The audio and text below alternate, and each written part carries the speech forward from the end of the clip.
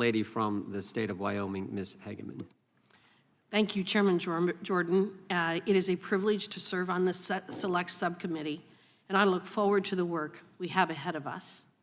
After over 30 years as a water, natural resource, and constitutional attorney, I have seen firsthand and fought against the weaponization of the federal government against my fellow Wyoming citizens and the country at large.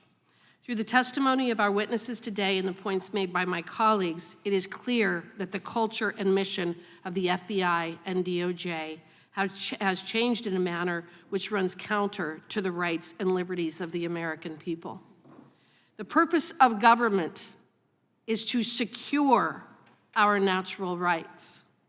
Yet the testimony we have heard and the information received from the whistleblowers and other investigative findings has shown that the FBI's mission has moved from securing those rights to using them as a predicate for investigating and surveilling the American people and weaponizing their government structure against them. Mr. Baker, in a Wall Street Journal piece you wrote titled, "The FBI Needs a Ray of Courage," you stated that in response to Attorney General Garland's memoranda directing the targeting of American parents, Director Wray should respond by highlighting that the FBI won't undertake any investigation based on speech alone. It is troubling that that statement would even need to be made. But Mr. Baker, do you think your advice was heeded by Director Wray?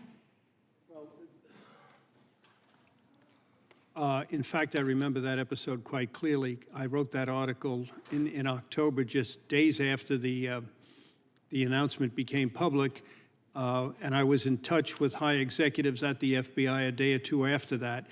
They assured me that the FBI would maintain the standard of only investigating those situations where there was violence and not investigating free speech. I have to accept the ranking members of the FBI who told me that. However, my article in the Wall Street Journal still stands. We needed, the FBI needed, the American people needed to hear Director Wray say that publicly, as other FBI directors have spoke up to previous attorney generals and previous presidents, and he never did, publicly.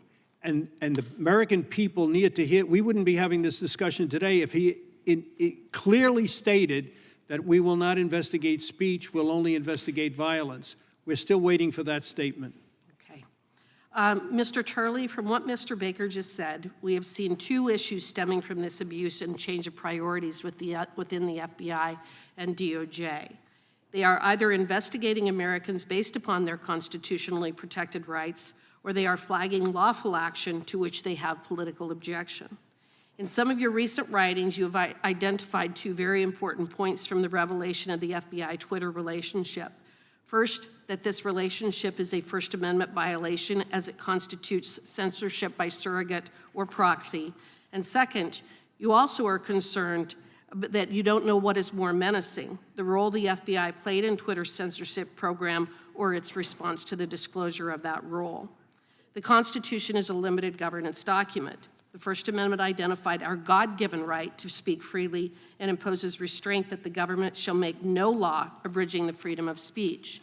Mr. Turley, can you explain the implications of the government relying on private industry to circumvent the First Amendment? Thank you for that question. The Supreme Court and lower courts have spent a great deal of time trying to define when a relationship with a private party can cross over to a type of agency relationship. And that also applies on the state level through the 14th Amendment.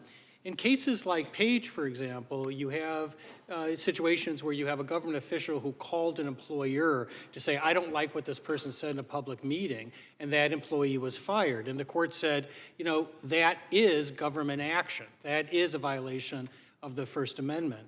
One of the things that this subcommittee has to deal with is that difficult line, and I admit it is difficult. But in these Twitter files, there's a very disturbing picture that emerges. You have regular meetings between the FBI and Twitter. They even offered to give clearances to Twitter officials. You have complaints among Twitter employees that this is overwhelming in terms of the number. And what you really see is how insatiable censorship becomes, that eventually they were doing what appeared to be word searches and just sending all of these postings in for possible action by Twitter. And that included things like jokes and other things that anyone looking at it would realize that this is not a nefarious Russian operation. So when we talk about surrogate censorship, we're talking about one of the most serious threats against free speech.